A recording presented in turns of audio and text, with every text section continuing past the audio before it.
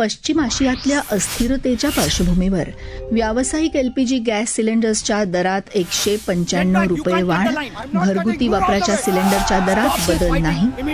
विमान इंधनाच्या दरात देशी कंपन्यांसाठी 8.5% वाढ, परदेशी कंपन्यांसाठी दर दुपटीनं वाढले. वस्तू आणि सेवा कर संकलनात मार्च 2024 मध्ये 8.8% वाढ आणि गडचिरोलीत काल 9 नक्षलवाद्यांचं आत्मसमर्पण.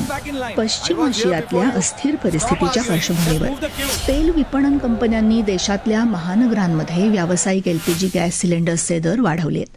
त्यामुळे दिल्लीत व्यावसायिक एलपीजी गॅस सिलेंडर्सचे किरकोळ दर आता 2,078 रुपये 50 पैसे, कोलकातामध्ये 2,208 रुपये, मुंबईत 2,031 रुपये तर चेन्नईमध्ये तो 2,246 रुपये 50 पैसे करण्यात आल्याची माहिती इंडियन ऑइल कॉर्पोरेशनच्या वेबसाईटवर दिली.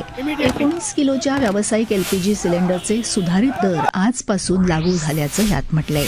देशात स्वयंपाकाच्या गॅसचे दर मात्र स्थिर आहेत. विमानासाठी वापरल्या जाणाऱ्या इंधनाच्या दरातही 8.5% वाढ झाली असून दिल्लीत ते प्रति किलो लिटर 2,07,000 रुपये, कोलकातामध्ये 2,05,000 रुपये, मुंबईत 1,94,000 रुपये तर चेन्नईमध्ये ते 2,14,000 रुपये करण्यात आलेत.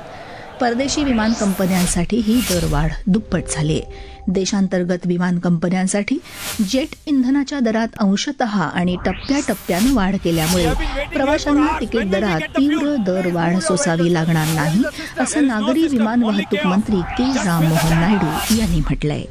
नवीन आर्थिक वर्षाची सुरुवात झाल्यामुळे आजपासून आर्थिक नियमांमधल्या महत्वाच्या बदलांसह अनेक आर्थिक सुधारणा अंमलात आणल्या जातील. 6 दशकांपेक्षा जुन्या प्राप्तिकर कायद्याच्या जागी आजपासून नवीन प्राप्तिकर कायदा लागू होईल.